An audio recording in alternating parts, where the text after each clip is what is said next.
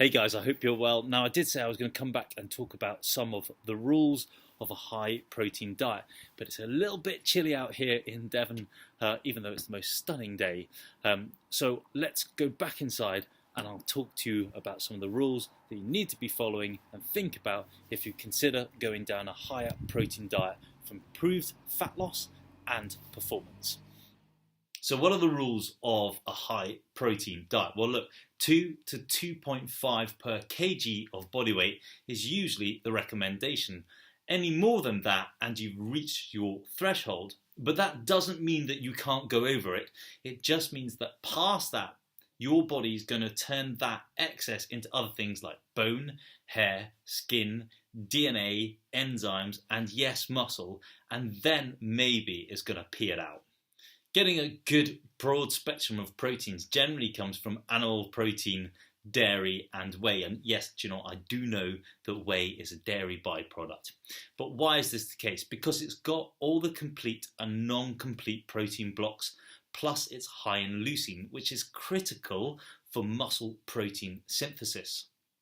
Now look, if you're not a meat eater or dairy lover, then you may have to supplement to ensure that you hit all those targets, because it's just harder to get that full broad spectrum that you need from pure plant foods, although it's not impossible if you're 100% invested in your diet.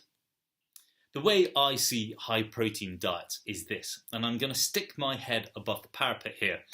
As an athlete, I think we should be eating as close to those guidelines as possible.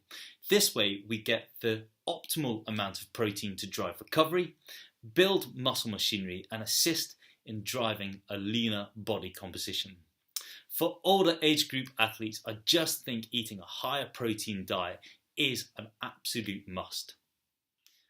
But when it comes to fat loss, yes, protein has a higher thermogenic of food, but you shouldn't rely on that to deliver greater, leaner gains. Because remember, the one thing that is the most important thing that everybody seems to have forgotten is that calories are king.